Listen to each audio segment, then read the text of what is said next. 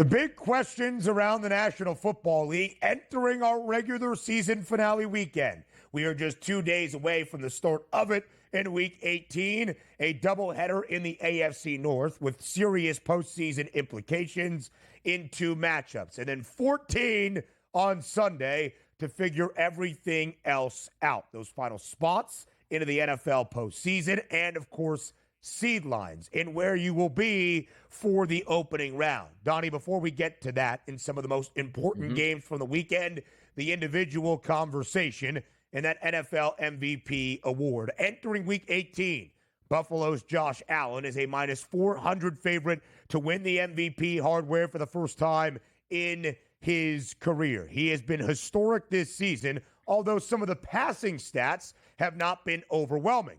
But his Buffalo team has won 13 games. They're the number 2 seed in the AFC, looking to play in a Super Bowl for the first time in Josh Allen's career, even reaching an AFC championship game for the second time in the last 5. You saw those odds right there. Again, Allen, minus 400 to win the NFL MVP award.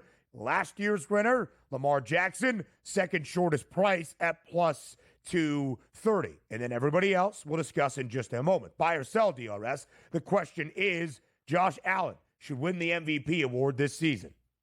I'm buying it here, but there is a big caveat, Ben, and it's coming up this weekend, which is going to cloud a lot of visions here. Because what do we understand as a society and human beings? What have you done for me lately? The best quarterback and MVP, which means to me, Ben, most valuable player. And this is just how we have to separate it here.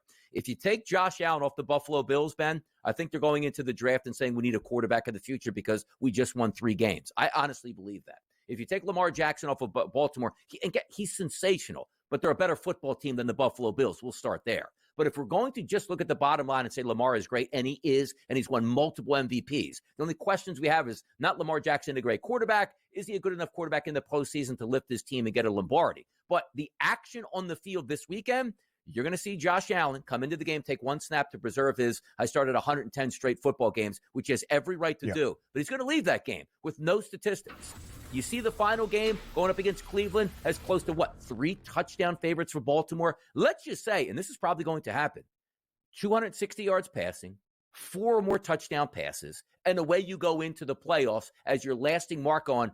Look at the statistics. It's wildly crazy that Lamar Jackson is so much better statistically, and he's going to win his division on the final game of the season that we can't make him MVP. And I do think that might cloud some of the judgment of the voters, and rightfully so, because of what they've seen down the stretch and the overall numbers itself. They're not going to say, well, hey, Josh Allen's playing in bad weather football games consistently. What is he supposed to do? Well, he's just supposed to win football games, which he did in those environments. But you see those price points. Josh Allen is a prohibitive favorite at minus 400, and he should be. But that 230 is going to get a lot closer when dealing with the MVP, because you're going to have no statistics from a game this weekend for Buffalo and a ton from Baltimore with Lamar Jackson. Lamar Jackson and the Ravens need to win against the Cleveland Browns on Saturday afternoon at home to clinch the AFC North. They are expected to win rather comfortably. We might see Lamar for the opening half. Who knows if we'll see him in the second half, as the Flock is a 17.5-point favorite against the Browns. I hear the point, DRS. Statistically, Lamar Jackson does triumph over Josh Allen this year. But as we know, sometimes the stats are not everything that goes into this award. See Lamar Jackson winning it in 2023. He was the quarterback of the best team in the National Football League that won 13 games. The Bills will not have that distinction. They are not the 1 seed in the AFC. That is Kansas City. But Josh Allen is still making history. 5th consecutive year with at least 40 total touchdowns. He has made history individually this season. First quarterback ever to have a game with a passing, rushing, and receiving score. First player in NFL history, as he put on display against the Rams with 3 passing touchdowns and 3 rushing scores in the same game. Josh Allen has done that. He should win this award. I am buying it. I actually think the quarterback that might be on display on Saturday that might have something to say is the guy with the 30-1 number in Joe Burrow. If the Bengals beat the Steelers in Pittsburgh and then get help, they would need both a Broncos loss to the Chiefs reserves and a Dolphins loss, more than likely with Tyler Huntley starting the finale in MetLife against the New York Jets, since he could see the postseason. If they do, if the Bengals do, with how overwhelmingly dominant Joe Burrow in this offense has been this year, DRS, is there any chance, again, it's a huge caveat, it's like a 3% chance that Cincinnati can make the AFC postseason. But if that is what happens at the end of Week 18, the Bengals earning that final wild card spot, could Joe Burrow win the NFL MVP award?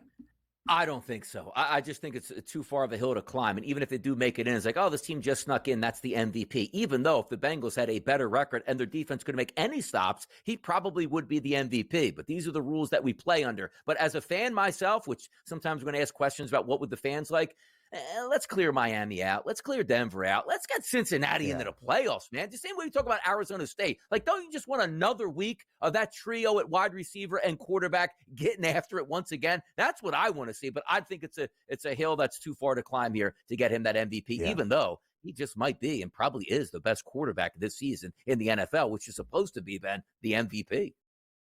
The numbers are ridiculous when you look at it right now with Joe Burrow, 4,641 yards. He is the only quarterback that has thrown for more than 4,400 around the NFL. He's got 42 passing touchdowns, the only quarterback with 40-plus to do that. Cincinnati, a slight 1.5-point favorite on Saturday night in the Steel City. Pittsburgh might not win the AFC North if they watch Baltimore in the first game of 2 on Saturday handle the Browns, as the Ravens are easily and comfortably expected to do. But Pittsburgh still needs to win that game to clinch the 5 seed, that top wild card spot, to head to Houston in the opening round and not directly have to go back to Baltimore to take on the Ravens, where they did, of course, in that game in week number 16 and got beat rather resoundingly. We'll talk about the NFC North, the NFC playoff picture, and namely game 272 in the Motor City between the Lions and the Vikings. That's next on the Early Line.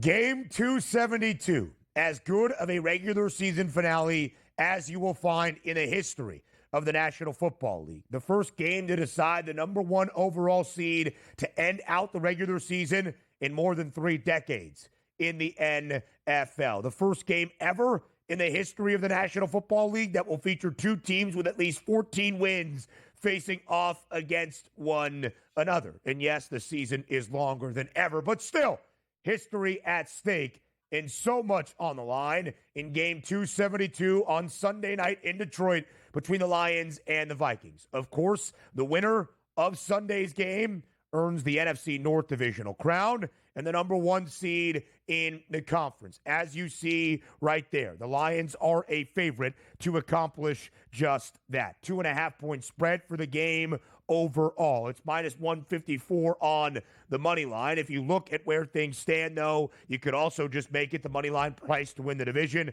at minus 156. But let's go even further, DRS, with all that is at stake on Sunday night. The Lions are still the favorites to win the NFC at a 2-1 number. Plus 360, though, for Minnesota. Third best price with the Eagles sandwiched in between. The Lions have the shortest number out of the NFC to win a Super Bowl. And there is some real thought that this Minnesota team is not just a feel-good story or over-exceeding expectations, but a legitimate contender within the NFC and maybe overall in the NFL. So the buy or sell question is not who wins on Sunday, but who needs it more. Buy or sell. The Lions need to win on Sunday night in game 272 more than the Vikings do. This is an absolute buy, but not for the reasons that most people would actually think. Like, yes, you need to win this game because you want to be the number 1 overall seed. That's not where we're going here. Do you know why you need to win that? Because you need to back yourself up on that most horrible decision on playing your starters in a meaningless football game. We're going to have this conversation in just a moment about Saquon Barkley and the Philadelphia Eagles. So let's go back and set the table. Maybe the biggest game, as Ben points out, and rightfully so, in Week 18 that we have ever seen, because it's not just for the division, which we've seen that before. It's for the number 1 overall seed. And typically it's like, okay, you get the 1 if you win it, but if not, Ben, what do you get? The 2 seed, right? Because another team won the division, they have a better record than you. Like, no, you have home field throughout and a bye, or you have to go on the road all the way through. So if you are the Detroit Lions or the Minnesota Vikings, it's equally important to win this game. But if you are Dan Campbell, How do you justify the decision to play all of your starters in a meaningless football game when you were already working on a short week compared to the Minnesota Vikings, who had played the day before on Sunday when you played on Monday night? Also, keep in mind, the Vikings were at home in Week 18. You, as Detroit, were not. You were thousands of miles away in California, which means your week already got started even more late because of that long flight back and everybody's exhausted. Welcome into Wednesday, your first day of practice, and getting things right. Because hear me out on this, and I am going to be the first in line to check this out. I have put it this way, Ben, the only futures I have this season that were placed were on the Detroit Lions to win the Super Bowl. Not the Super Bowl, the NFC, which means they just have to get there, win it, get to the Super Bowl. They can lose and I still cash in. I want them to go far. Outside of my fandom for the Philadelphia Eagles, if they can't get it done, it's Detroit. But understand this. They lose this game in front of national television at home. You know who we blame? The coach, because he's an idiot for playing his starters all the way down. In a game that saw Sam Laporta absolutely get rocked over the middle, which looked like he could have a concussion. You also saw halfway through the game, Amon-Ra St. Brown, your best wide receiver, limping his way back to the huddle multiple times. Jahmyr Gibbs, your only solution that says, you know what? I have a dominant running game. I'm going to run him 18 times, have another 4 to 5 catches, and leave the football game with a cut on my face because I'm pass pro blocking when I shouldn't be even doing that at this point in the game. Absolutely 1,000%, the Lions must win this game or fire Dan Campbell. I'm serious. That was a lot. I would just say that, yes, there is wear and tear in each and every NFL game that you play. But nobody is going to miss Week 18 because they played in Week 17.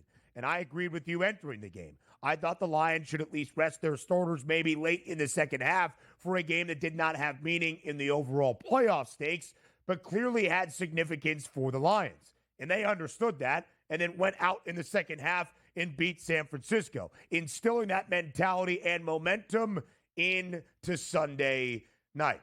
Buy or sell, by the way, quickly here, DRS, NFC playoff seeds as of right now with a lot to be determined. But there is no doubt whoever loses the game on Sunday will be the 5 seed. Buy or sell, the NFL needs to change the postseason format. I don't think so. And it's a contradiction to what I basically have for college football, which I do think they need to make some changes. But it's just been ingrained so long. And you do get a home game. It is the way it is. So I'll sell that. I sell it as well. Winning your division must mean something. Mark Zino joins us next. If we flip it over to the NFL and Sunday Night Football, maybe the biggest game of the season, in the final game of the season, winner's going to advance, loser's going to advance, but boy, that path is going to be much different for the loser. We're talking about Minnesota and Detroit. Sam Darnold, Jared Goff, line at the FanDuel Sportsbook right now, -2.5 points. And look at that total, 56.5. Winners, losers, totals, Mark. What do we got in this one? I give you credit. You have extra large huevos to bet the under in this one, like you just do. At this point, and mostly because Detroit can't really stop anybody on defense just due to the injuries and everything else, but they score 40 on pretty much every. So this Vikings defense is going to absolutely be tested early and often. But if you're giving me Detroit at home under a field goal, like doesn't this feel like if you got the Chiefs at home under a field goal, how do you bet the other side, right? Yeah. I have the Lions at home under a field goal.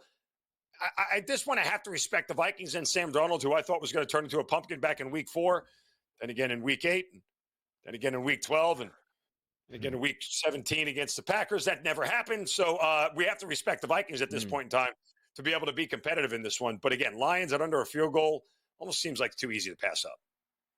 Detroit's still the best cover team in the National Football League in the last 4 years, and 10-5 against the spread as a favorite this season as well. Minnesota has only played 7 games to the over this year, including 3 of their last 4. But all 3 games the Vikings have played against the double-digit win teams from the NFC North have all gone over. Both games against the Packers, the opening game against Detroit in Minneapolis. In fact, every game has featured at least 52 points. The Vikings are a stout defense under Brian Flores. The Lions can score on anybody. Zeno, you mentioned how much they've been given up over the last month due to the significant injuries, 32.5 points per game. They've also been averaging nearly 38 points per game in their last 4 as well. Mark Zeno, we appreciate the time as always. A very happy new year to you, my friend. Enjoy the Sugar Bowl and the Gator Bowl tonight as well on this Thursday. And some Big Ten basketball. for the Mount in the South as well. Loves Maryland laying 6.5 tonight in the Northwest. Hour number 3 up next on the early line. We welcome you to hour number 3, our third and final here on January 2nd, 2025, our first day of the early line in a new year. He is Donnie Rightside. I am Ben Stevens. So much to preview for you here in this third and final hour. In our last half hour, our final 3 segments, a complete breakdown with picks, previews, and best bets for today's Sugar Bowl at 4 p.m. Eastern Time in New Orleans between Georgia and Notre Dame. We'll get you the proper perspective for this week in the National Football League. Normally with TV Tom Vecchio, that means a Thursday night football game. It's been the case since the very first game and day of the year, way back in the season debut in September between the Chiefs and the Ravens. No short week Thursday night game this year, or this week, I should say. So we'll get you set for the final weekend and how to approach all the handicapping based on motivation, both individually and team success, that we will see for the Week 18 slate. Some hardwood handicaps as well. NBA is still playing. We've got college basketball conference slates in a big way now picking up starting in 2025. A lot to get to here in this third and final hour. No, there certainly is a lot to it and a lot to be determined this week in Week 18. And also, we weren't expecting to have a heavy card in football tonight. It's supposed to be only one game, the Gator Bowl. But now we have the Sugar Bowl today at 4 o'clock. And you know me, the earlier the start, the better. So we'll be invested, having some fun, and watching that game all the way through as the next team to advance in the college football playoffs. So a lot of good things to look forward to. It is January already. It is 2025. So if you're writing out checks or filling out data points here, you're going to want to write that 2024 down. 2025 is here. By the way, it's a nice year, by the way, right? Every like the year 2000, 2025, 2050, 2075. It's a nice year, 2025. We'll see if it's profitable as well, which I think it will be.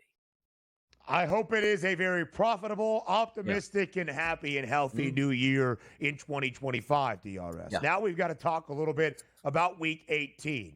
And a topic we barely hit on at the very start with all the recaps and the news that we needed around the college football playoff. Yesterday, as college football was kicking off, we got news out of Philadelphia that for Week 18, in a game that does not mean anything for the Eagles as a team, they've clinched the NFC East, the 2 seed in the conference, waiting to see who is the 1 seed ahead of them. The Eagles will take on the New York Giants. But individually, could be a big game for Saquon Barkley, just 101 yards away from setting the new single-season rushing yards record. Well, the Eagles told us yesterday that Saquon Barkley and the rest of the starters would sit and rest in the regular season finale. Does Donnie Rightside like the call? Do the people like the call? We find out and Fade the Public.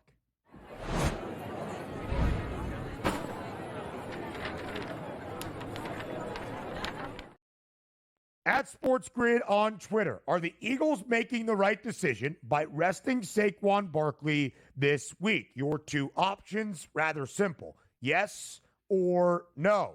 67% of the public saying yes, that Nick Sirianni, the Eagles brass, and Philadelphia making the right decision, resting Saquon Barkley in Week 18, which will end his hunt for history 100 yards shy of Eric Dickerson's mark that was set back in 1984, 2,105 rushing yards. Still stands as the single-season rushing yards record in the National Football League. So the public, resoundingly so, DRS, says yes. You agree. How come? I do. And by the way, what's the tagline we like to use? It's smarter to be on the grid. Well, we have some of the smartest listeners on the face of the earth, at least 67% of them, who voted yes along with me. Understand this. And maybe it would be a little bit harder for me to explain if I was a fan of another team and I said to myself, boy, it would be interesting to see him go after this record. I would like to watch. But as a Philadelphia Eagles fan, I do not want to watch Saquon Barkley set a record to be the all-time leading rusher in a single season. He's going over 2,000 yards, which is fantastic, unbelievable, way more than anybody ever thought he would do. And because he's usually been injured, which is the key buzzword right now, injury. Understand this. How many times have you brought up in your life, whether it's work or whether it's sports? What do we always tell you? There is no I in team.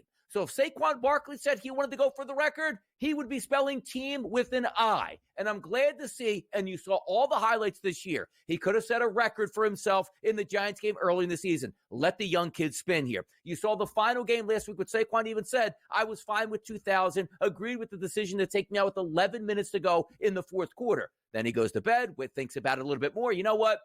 It would have been nice to go for the record, but that's completely gone. And also, the biggest part of this, thank you, Philadelphia Eagles, for having a sane organization and understanding what your job actually is. Correct me if I'm wrong. We don't open training camp and have our first meeting of the season and go, you know what? AJ, your goal this year, more yards than anybody else in history. Saquon, your goal, more yards than anybody in history. Quarterback, Jalen Hurts, your goal, more yards. No! They talk about winning the division, which they did. They talk about making the playoffs, which they did. You talk about raising the Lombardi trophy, which is the goal, not gaining yards to make sure that you get more yards than anybody else. Because hear me out on this. And Nick Sirianni was in a tough spot because, yes, some fans, idiotically as they would be, wanted him to play. And maybe if you told the players you want to play, maybe they would say that. You have to save yourself from that. Because understand this. Answer me this question. If Saquon Barkley tries to go for it in this game against the Giants, and you lose a Lane Johnson, a Jordan Mailata, maybe a Cam Jurgens, maybe a Saquon Barkley, because you were trying to get a record, you know what happens? The public that was telling you how much fun it was to actually go and get that record said, you stupid coach, I can't believe this team. Now we can't win a Super Bowl. Do you see what I'm doing here? You can't play Saquon Barkley in a meaningless football game. The only person that would is Dan Campbell, and that's it. I'm actually very impressed by you for not using a curse word in that moment. I was ready. Really thought one was coming. Yeah. Really I was ready. Well done. And DRS, I think that is the overall sentiment as well that I would agree with. Yes, the individual accolades in the records in the history book would be something that would live on well beyond this season, well beyond Saquon Barkley's playing days in the National Football League. But you know what defines your career legacy even more than individual records? Super Bowl championships. And Saquon himself has stated that as his personal goal, not the personal record of the most rushing yards in a single season. And he'll still live in the history books, by the way, one of 9 players in the history of the NFL to have 2,000 rushing yards or more in a single season. He just won't catch Eric Dickerson, or at least have the opportunity to do so. And Donnie, you made this point last year. The Eagles played their starters in Week 18 and got Jalen Hurts a little bit banged up and A.J. Brown a little bit banged up for a reeling Eagles team that then got shellacked in the Super Wild Card round in the opening round of the NFL postseason, despite being the better record team on the road in Tampa against the Buccaneers. You learn from your mistakes. That will not be the case here for Philadelphia this time. And I do want to make one final point. We kind of talk about it in the preseason a little bit. If you are going to play a starting quarterback or starters around the offense, you then need everybody to be out there.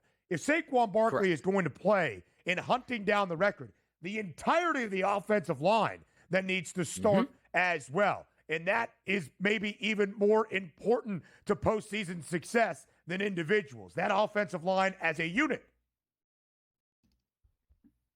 By the way, also, Eric Dickerson, shout him out. Hey, an extra game he's going to get. Did Eric Dickerson not remember he got extra games to break the record for O.J. Simpson? Like, what are we even doing here at this point where Eric Dickerson's upset that he might have an extra game to get it? Madness out here in the streets. This guy's firing. That's good Donnie right side right there. More than early line next. For the first time, really all season in the National Football League, there is not a Thursday night game to break down here on the early line with TV Tom Vecchio. He gives you the prop perspective each Monday and Thursday. Not a Thursday night NFL game. If Tom has some thoughts on either the Gator Bowl or the Sugar Bowl, we can get those in just a matter of moments. But outside of that, we get you ready for the regular season finale weekend around the National Football League. The early approach to what can be a confounding handicapping weekend based on mentality, motivation, and who might need to hit a contract incentive. Vecchio, as always, we appreciate the time and a happy new year to you. Of course, thanks for having me. Happy New Year to you guys as well. Super interesting week, as Donnie and I were just talking about during the break. Like, it's an awesome week to get into props, again, motivation, what we're expecting from certain teams, but we're just waiting for lines to be posted. That's what it comes down to. So, we're kind of in like this waiting area until these lines get posted. Then we can actually dive in to find out where there's value. I'm ready to go. We don't have all the prop market out by any means, of course, but Vecchio, in terms of motivation, in stakes, in the significance on the line, there is no question what is out there for our final game of the regular season in game 272 between the Lions and the Vikings. The winner claims the NFC North in the number 1 overall seed in the NFC. Just a 2.5-point spread in favor of the Lions in the Motor City. But from that prop perspective, Vecchio, knowing the stakes, we also look at that total, 56.5. It would be the highest number we have seen in nearly 5 seasons in the National Football League. With that in mind, could be a big night for some prop overs. How do you approach the regular season finale between the Vikes and the Lions?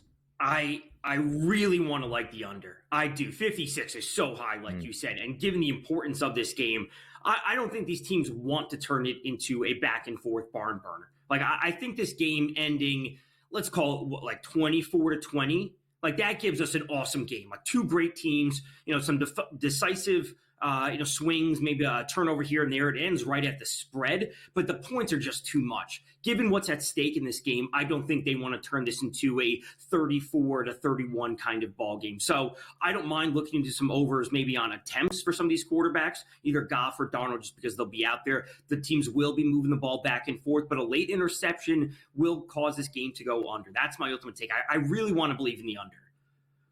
I love this game. It's fun because, again, in Week 18, it's one of the few games that, both teams are going to go full blast, easier to handicap. Now, winning, certainly a different understanding of that, but we're at least going to get that honest effort. When we're talking about handicap in Week 18, some of these games come up. The Denver Broncos need to win. The Kansas City Chiefs are already off into the playoffs. That line is ballooned now to 10.5 at the FanDuel Sportsbook and a 39.5. No Patrick Mahomes. It's going to be Carson Wentz as a starter when the Denver Broncos are at home, just needing a victory. So technically, Tom, we don't need style points. You just need a victory. But how do you handicap these games entering into it? So the Broncos just overall, they haven't been good on the ground this year, right? They have this backfield by committee. Sometimes it's Williams. We're just not seeing any level of consistency. There are some games that Bo Nix is leading the team in rushing. So at the end of the day, if they're not having this success on the ground, I think they just put the ball in Bo Nix's hands. And that's where we should be looking. So whether it's yards or whether it's attempts for him, that's the spot that I'll be looking. I'll also be looking to Kareem Hunt on the other side because he really should be seeing the majority of the work because Isaiah Pacheco isn't expected to play. So I don't mind looking, or even Carson Steele if he gets involved for the Chiefs, their third string running back. So those two on the Chiefs side of things, and it's got to be Bo Nix. Like, he's their best option in the offense overall. And keep it simple. Just get the ball down the field, pick up some yards, convert the touchdowns. I don't know who's going to score. Maybe Cortland Sutton when it's all said and done, but I don't have any interest in their running game despite what the 10.5-point spread would indicate. Entering week number 18, Vecchio, from that playoff outlook, there's a lot that is going to be decided, not just playoff spots, but seeding scenarios as well. So before all of the madness unfolds in this regular season finale weekend, we take a look at the Super Bowl 59 odds. Is there a team? Is there a number? Is there a wager that you think should be bet right here, right now, before week number 18? Does anyone want to play the Rams? Like, I feel like no one actually wants to play the Rams. They're going to have home field advantage, and granted, they may be going against a better team if, depending on the seeding works out. They could theoretically be playing the Vikings or Lions. But, man, the Rams number for a team that has proven it in the playoffs. Now, we can say that the Rams don't have as good of a defense as the Vikings, but man, Matt Stafford going up against the Lions defense that is absolutely reeling right now, dealing with so many injuries. I have a lot of interest in the Rams at that price, especially when they have home field advantage in the first round.